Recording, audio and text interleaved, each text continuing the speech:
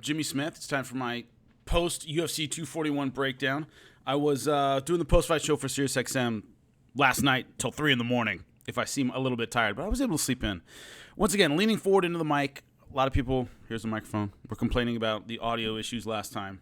So, anywho, I'm leaning in. That's why I'm kind of closer to the camera here, so you guys get better audio. So, great night of fights. I mean, not only was it a great card on paper, I was really looking forward to it, as were a lot of people. The fights themselves really delivered, and it was a ton of fun. Had a great time with RJ Clifford on the post-fight show. Really great stuff. Lots to talk about. So, Derek Brunson, Ian Heinisch. And hopefully you guys saw my pre-fight breakdown of this one. I thought the long-range striking of Derek Brunson might give Ian Heinisch problems, and Ian Heinisch would have to really stay consistent with his takedown and make him warm up the ground battle, because so far, up until this fight, Ian had basically faced tough, strong jiu-jitsu guys who were willing to engage in a ground battle where Ian's positioning and balance and strength would be a big factor. And his ability to just kind of beast out of stuff.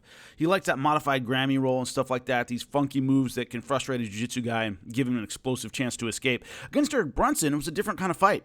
And the problem with it, with Ian Heinisch's approach to this fight, is he came out just jittery. A lot of energy and exploding and bouncing all over the place.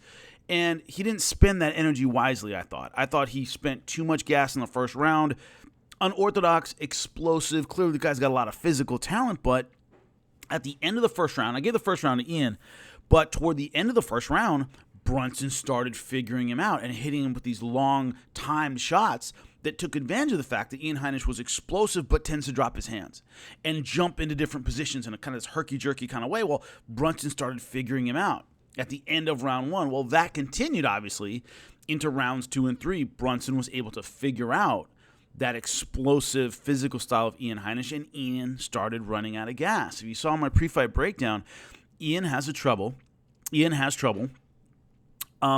pacing himself. He's had issues in his last couple fights where he'd start strong and lag late, or he would start slowly and then finish strong, and close decisions both times. Well, once again, he had trouble pacing himself for 15 minutes, and Brunson, the veteran guy who had taken on better talent in his UFC career, had the answer. Kind of kept the pressure on and stayed accurate with the strikes and never let Ian Heinisch get physically back into the fight, I thought, after round one. So, Derek Brunson, great, wins unanimous decision. His only losses have been to the elite of the elite in the UFC 185 pounds.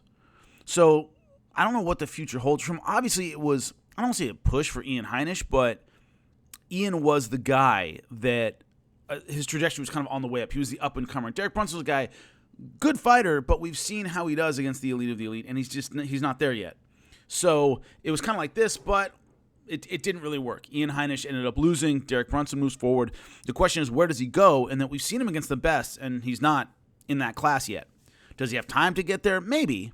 So certainly a gatekeeper at least, or the gate into the elite contender status is certainly Derek Brunson. So he has that moniker right now. Could he get better? Yes. Good performance, but we'll see if he can break through in his next few fights. Sodiq Yusuff, Gabriel Benitez, excellent, really entertaining fight. The versatility and submission game of Gabriel Benitez versus the striking boxing of Sodiq Yusuff. Sodiq Yusuff started out, I thought, recklessly aggressive. Just walking forward, no fear at all of the counterpunch of Benitez, and Benitez wasn't giving him a reason to back off. Now, when your game is a submission game, but it's not a takedown-centric game, it's not a position-heavy kind of game, guys feel that they can walk you down, because Benitez, although he has a lot of submission wins, doesn't have a great takedown, and also doesn't have that positional Damian Maia kind of style where once he takes you down, it's going to be hell on earth getting back up again. I think Yusuff knew this guy's not a great wrestler, and if he does take me down, I can scramble back to my feet.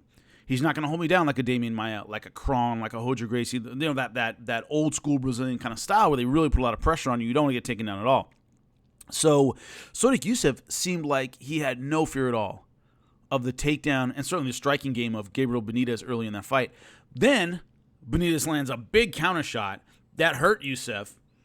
And then it seemed like, I wouldn't say necessarily the tide was turning, but Yusuff had a reason to not move forward recklessly against Benitez.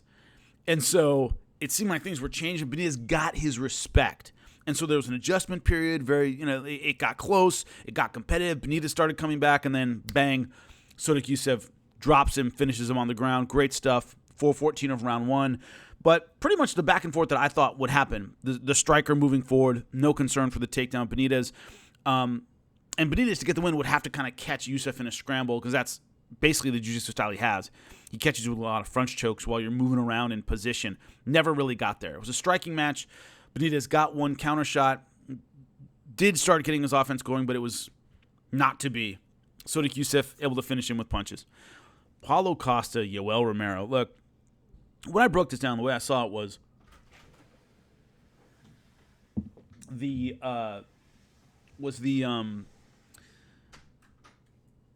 power and explosiveness of Yoel Romero versus the physical pressure of Paulo Costa. Yoel Romero, I called him a grab bag of physical talent. You're never sure exactly what's going to happen.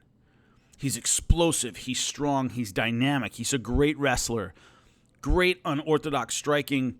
Paulo Costa, who's just as big and just as strong, is the tank. He moves forward throwing big punches, not a lot of crazy dynamic attacks, but he keeps the pressure on you and throws great combinations and is extremely heavy-handed. But a big step up in competition for Paulo Costa. And that's kind of how the fight played out, that Yoel Romero would have these funky, crazy, striking combinations and interesting stuff like that. And Paulo Costa would try and counter with just pushing him back and throwing great combinations. And the fans, at least in the arena, seemed disappointed at the call. I thought Paulo Costa won the first two rounds. I thought Yoel Romero finished strong, but I thought Costa did win the first rounds. Very close fight. The word robbery gets thrown around way too much. No matter how you think this fight went, it's a close fight. It was close. Nobody was robbed. It was, oh my God, I can't. No, it was, no matter how you feel about it, it was 29-28. So I thought Costa won the first round. You can easily argue Yoel Romero won one of those two rounds and should have won 29-28, but it's not a robbery. It's not a travesty. It's not an injustice. I thought Paulo Costa won. Plenty of people can think Yoel Romero won, but it was a close fight. And the issue for Yoel Romero is the same issue he's always had. It's hard for him to string together 5 good minutes or 15 good minutes, or the kind of fight where he keeps the pressure on the whole time. Paulo Costa would push him back. Paulo Costa would land good punches. Yoel Romero would throw some crazy combination and hurt Costa. But then Costa would come back because Yoel Romero generally doesn't keep the pressure on for an entire round or an entire fight. And the only round I think he did that was the third round, which I gave to Yoel Romero. He finished strong, and he put good physical pressure on for an entire round. But before that, it was push, push, push, get pushed back. Push, push, push, get pushed back, where he would explode, but I don't think he controlled enough of the rounds and did damage throughout the round and gave them to Paulo Costa. Or Paulo Costa took them, actually. I thought he fought a great fight. So great stuff for Paulo Costa. He's an immediate contender, if not next in line. That's great. Nate Diaz, Anthony Pettis. Pretty simple fight in terms of Nate looked like Nate. Anthony didn't look like Anthony. That's how I felt about it. Nate Diaz did what Nate Diaz does. He walked forward, threw great punches, kept the pressure on, made the octagon small. Somebody in my comment section was arguing Nate doesn't do that. He did that perfectly against Anthony Pettis. Anthony Pettis, I gave him a good chance in this fight. I thought Anthony Pettis would really stick to his kicking game, his outside game, his rangy game, his versatile game. None of those things were a factor. Really didn't get his kicks going. Now there's a report now that he broke his foot during the fight. I understand that, but at the time, I couldn't believe why he wasn't throwing more kicks, why he wasn't angling more. It was basically a boxing match at close range and a jiu-jitsu match on the ground. You're not going to beat, or very few people in the world can beat in MMA, the Diaz brothers in a boxing match or a jiu-jitsu match. And that's where the fight was. It was in close boxing, and then on the ground it was a jiu-jitsu match. And I thought Nate Diaz had better jiu-jitsu. I thought it was a level better than Anthony Pettis. Anthony Pettis has excellent jiu-jitsu, has some great submissions against some great guys. But I think the all-around jiu-jitsu game, Nate is just better. And on the ground, Nate just looked better. It was competitive. It was back and forth a little bit, but Nate passed. Nate took the back. Nate got dominant position. Pettis was able to recover a bit, but Nate Diaz clearly had the better jiu-jitsu. You know, my instructor's a 4th-degree black belt. I am a 1st-degree black belt. When we roll, I have my moments, but he's just better than me. He's a level better than I am. That's what it looked like. Like, Pettis was there. He didn't get smoked, but Diaz was just a level better. So the two places the fight happened in close-up boxing range, and on the ground, Nate's the better boxer and he's the better jiu-jitsu artist. So Pettis wasn't ever able to get that game that I thought would be the key to this fight for him, which is kicks and angles and versatility, and it looked like a straight-up boxing match with him essentially standing in front of Nate Diaz. Now, Nate did a good job of cornering him a lot of time and making him stand in front of him, but the footwork of Pettis wasn't there and the kicks weren't there. And kicking, to me, especially if leg kicks are a big part of your game, is almost like working the body. It's best to get it done early and often. Start with leg kicks, and by the third round, you're going, oh, I can't move. Pettis didn't get that volume attack going, and Nate looked great after 3 years off. There wasn't a lot of ring rust. The only ring rust I really saw, and he talked about this in the post-fight press conference, he did look tired early, which the Diaz brothers almost never do. Somebody asked, I drink Irish breakfast tea. So that's what I drink in the morning. I don't drink coffee.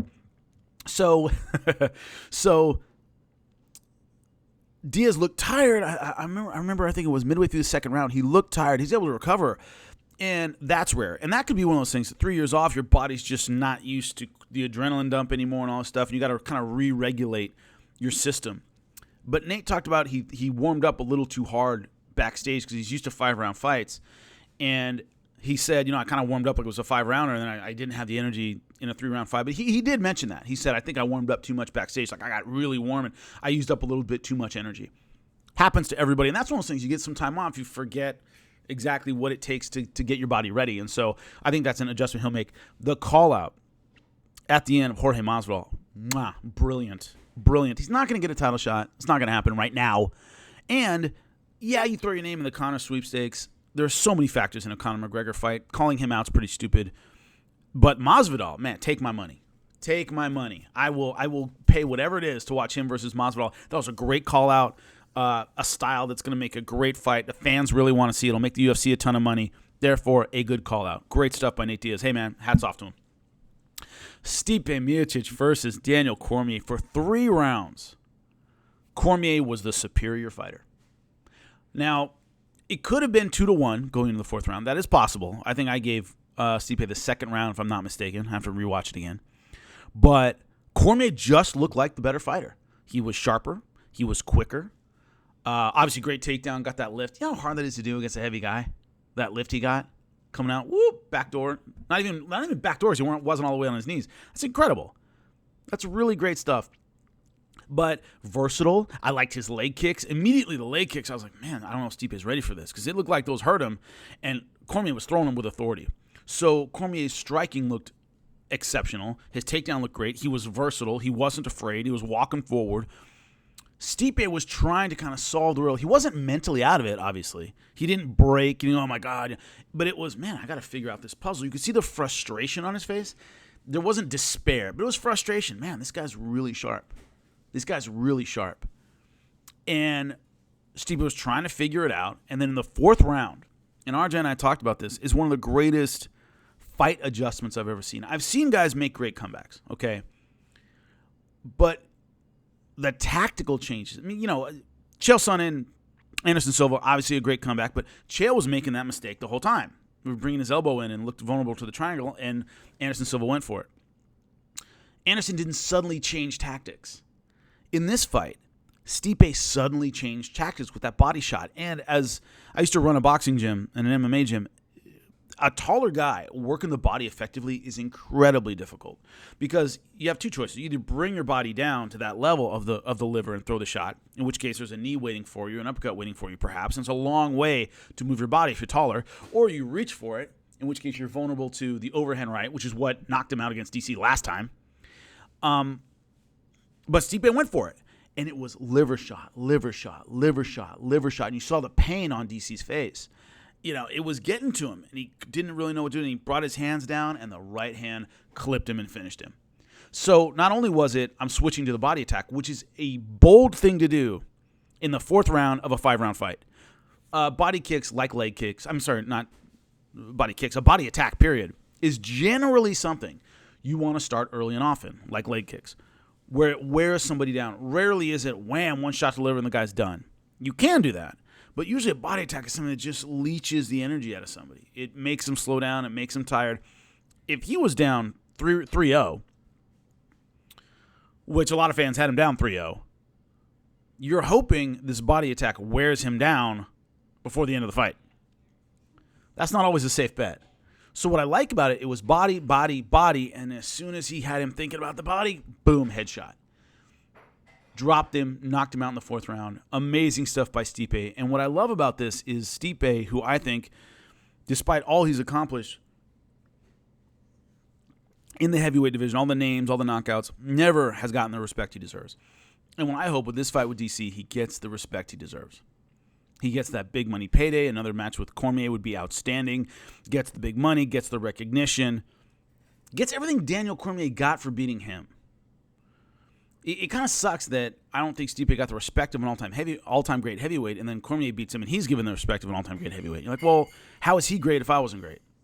So Stipe with the rematch, with the victory, I think, or I hope, gets the recognition he deserves and gets the payday he deserves. Because I think a rubber match with Daniel Cormier is a no-brainer. Will Cormier retire? Maybe.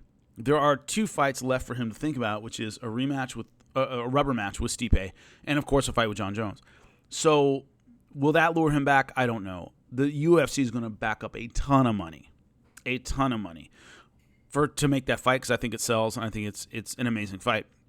Of course, Stipe also has to think about Francis Ngannou. I think a rematch with Francis Ngannou makes him a ton of money with a possible rubber match there. So Stipe, a ton of options for him. Daniel Cormier has to decide, are the Stipe and Jon Jones rematches, and now of course Jon Jones very much up in the air, are they worth extending his career? This was a branch, a fork in the road in terms of MMA history. If DC had won this fight last night, you could argue he's on the Mount Rushmore of MMA. That he lost, he's second at 205, he's second or third at heavyweight in the UFC all time. Does it put him over Jon Jones? No, I don't think so. Would a win last night have put him over Jon Jones legacy-wise? I don't know, but a lot of people could debate that. A lot of people could say if he had beaten Stipe in that rematch and then rode off into the sunset, that his legacy and Jon Jones' legacy, maybe he's got a little edge because he won and not just won a title at heavyweight, but beat the former champion again. That didn't happen, so it's kind of down a rung, and we'll see how things go. But the rubber match with Stipe, I think, sells extremely well. So definitely places to go for both fighters. So I've been reading the comment section. You guys apparently like me doing picks, so I will start doing that again. And just for fun, picking fights. I prefer breaking down fights to picking fights, but I'll do both. And if you guys like it, let me know. All right, so give it a like and a subscribe. And I'll be talking to you before the next fight. Later.